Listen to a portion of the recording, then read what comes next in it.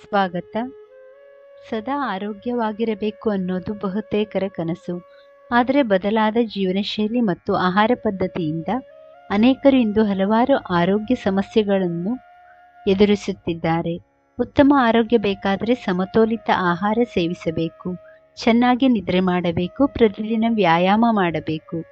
ಉತ್ತಮ ಆರೋಗ್ಯ ಬೇಕಾದರೆ ಈ ಸರಳ ಸಲಹೆಗಳನ್ನು ಪಾಲಿಸಿರಿ. ಉತ್ತಮ ಆರೋಗ್ಯ ಬೇಕಾದರೆ ಸಮತೋಲಿತ ಆಹಾರ ಸೇವಿಸಬೇಕು.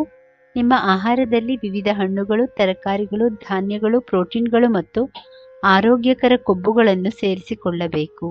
ಸಂಸ್ಕರಿಸಿದ ಆಹಾರಗಳು, ಸಕ್ಕರೆ ತಿಂಡಿಗಳು ಮತ್ತು ಅತಿಯಾದ ಉಪ್ಪು ಸೇವನೆಯನ್ನು ಮಿತಿಗೊಳಿಸಬೇಕು.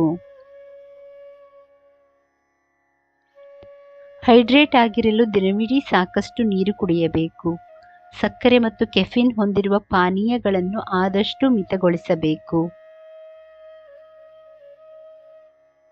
ವಾರಕ್ಕೆ ಕನಿಷ್ಠ 150 ನಿಮಿಷಗಳ ಮಧ್ಯಮ ತೀವ್ರತೆಯ ಏರೋಬಿಕ್ ಚಟುವಟಿಕೆ ಅಥವಾ 75 ನಿಮಿಷಗಳ ಹುರುಪಿನ ತೀವ್ರತೆಯ ಏರೋಬಿಕ್ ಚಟುವಟಿಕೆಯನ್ನು ಮಾಡಿ. ವಾರದಲ್ಲಿ ಕನಿಷ್ಠ 2 ದಿನ ಚೆನ್ನಾಗಿ ವ್ಯಾಯಾಮ ಮಾಡುವುದನ್ನು ರೂಢಿಸಿಕೊಳ್ಳಿರಿ.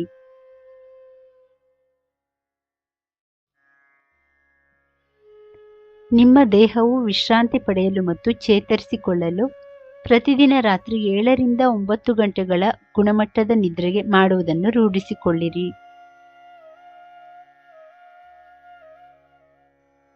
ಆಳವಾದ ಉಸಿರಾಟ, ಧ್ಯಾನ, ಯೋಗ ಅಥವಾ ಸಾವಧಾನತೆಯಿಂದ ಒತ್ತಡ ತಂತ್ರಗಳನ್ನು ಅಭ್ಯಾಸ ಮಾಡಿ. ನಿಮ್ಮಿಷ್ಟದ ಹವ್ಯಾಸಗಳು ಅಥವಾ ಪ್ರೀತಿಪಾತ್ರರ ಜೊತೆ ಸಮಯ ಕಳೆಯುವುದು ಒತ್ತಡವನ್ನು ದೂರ ಮಾಡುತ್ತದೆ.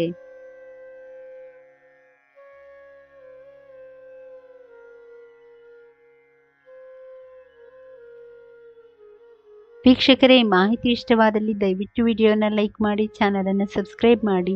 ಕೇಳಿದ್ದಕ್ಕಾಗಿ ಧನ್ಯವಾದಗಳು. Thank you for watching. Please like, share, comment and subscribe to Lakshmi.